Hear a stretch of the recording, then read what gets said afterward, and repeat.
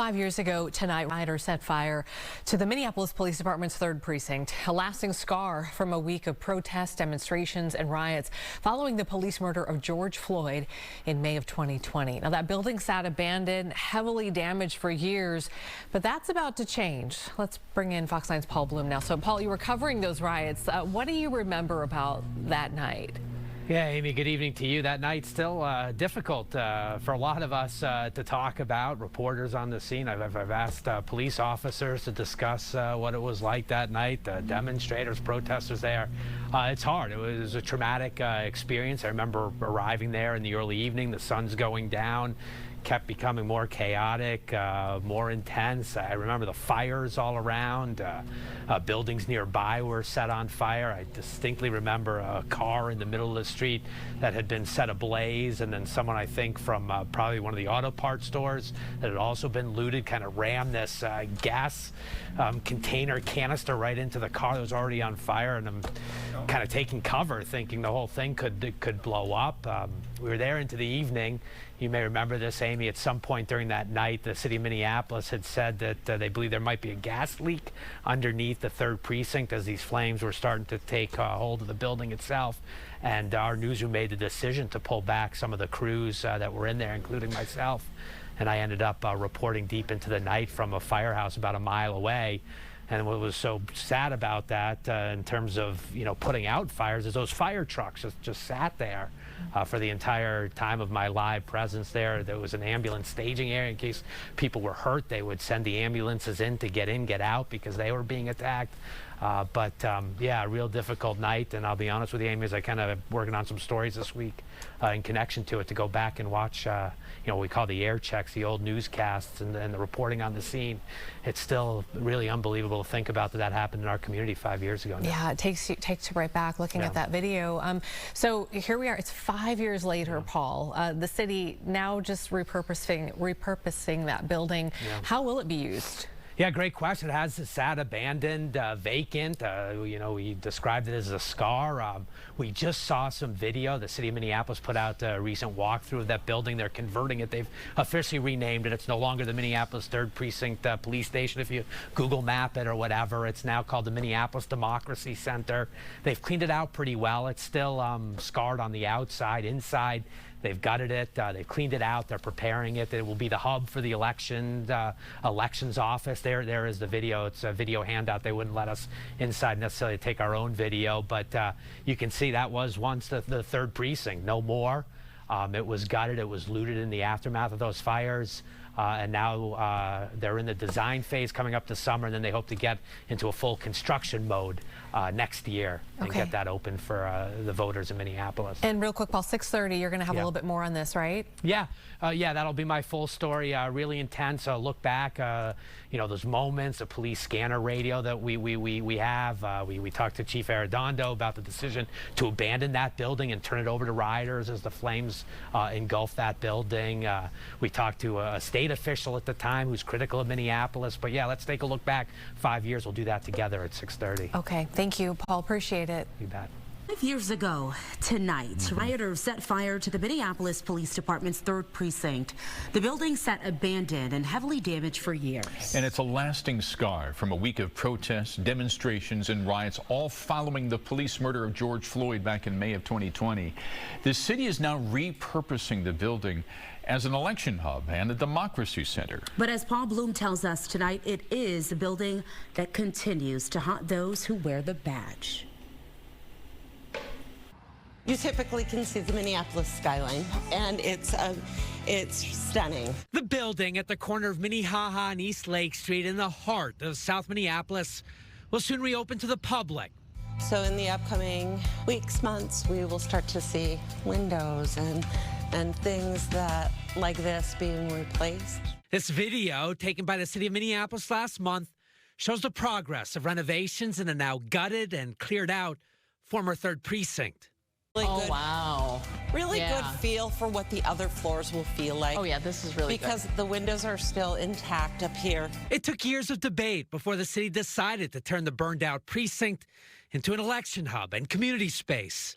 But it will take much longer for the wounds of the past to heal. It is hard for some of these officers to drive past that old police precinct. It has been incredibly traumatizing. 5 years ago, May 28th. Okay, we just got it confirmed. This is the 3rd precinct that is on fire right now, and a liquor store nearby as well. The world watched on live television as rioters set the 3rd precinct on fire. That crowd is growing by the second. It is getting large around there. It's like a spectator sport for those people right there now looking at the 3rd precinct. We later learned that city leaders ordered officers to evacuate.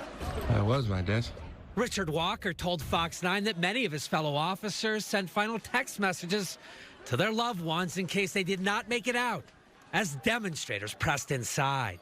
I've never seen a look of desperation, a look of a sense of loss of hope, and more importantly, a look of disbelief that we were giving up a precinct. An after-action review commissioned by the city ultimately faulted top officials for poor communication. I need to know who's in charge of the details here at the 3rd precinct. A lack of coordination. We're protecting firefighters. They have the scene under control, but if protesters start making their way east, we won't have enough.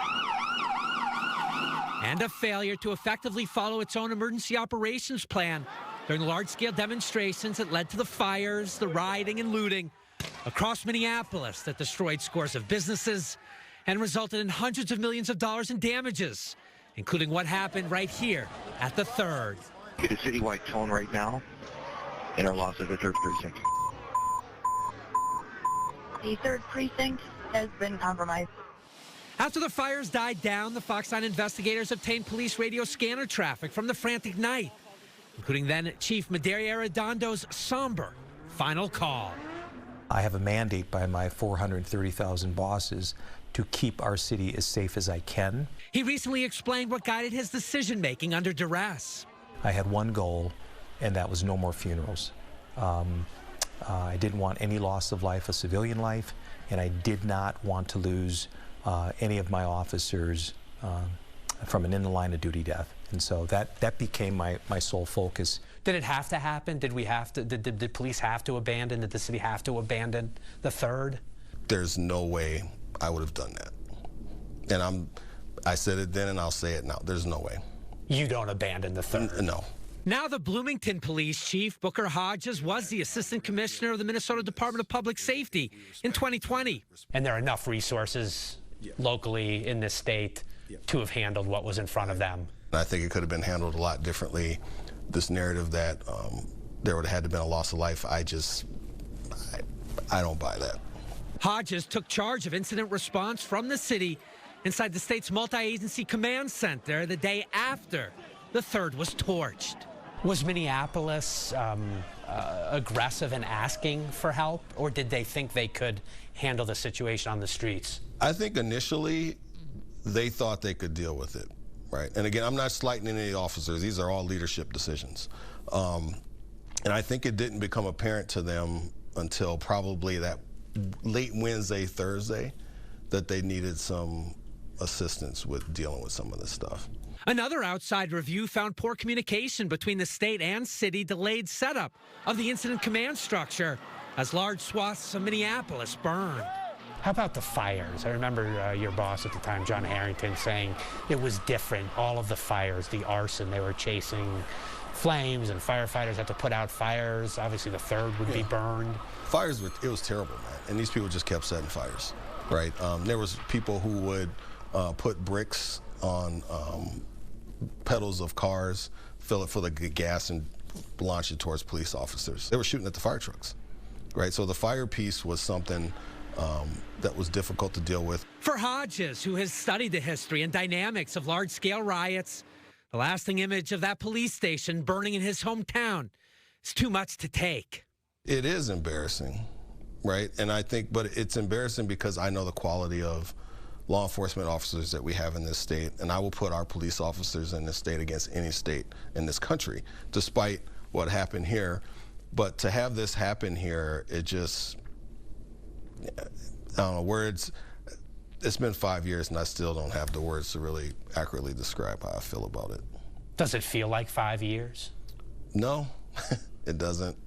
It did, you know, I mean, some respects it's just like a couple weeks ago, I can't believe it's been 5 years. In the aftermath of the unrest, hundreds of Minneapolis police officers fled the department, many claiming post-traumatic stress. Police officers here, especially 5 years later, by and large, do not feel like their humanity has ever been acknowledged. A new chief arrived a couple years later, attempting to rebuild the agency against the headwind of some in the community arguing to dismantle and defund MPD. So it's really a perfect storm of challenges that the officers were facing, not to mention individual things that happened, the terror that they had as people fleeing from the 3rd Precinct, you know, feeling just completely helpless. I mean, I do think in a lot of ways we have not done enough to try and deal with the health and wellness of our officers. Those officers will eventually report to a new precinct on Minnehaha Avenue. As their old home transforms, the trauma and the second guessing persists. There wasn't a mass loss of life. There wasn't a significant loss of life. So in that sense, it's just property. Yeah. Is that something you're willing to accept? No. And there's a lot more property that got damaged than should have got damaged. Right, and I think there are decisions that probably could have been made earlier that probably would have prevented some of this stuff from taking place.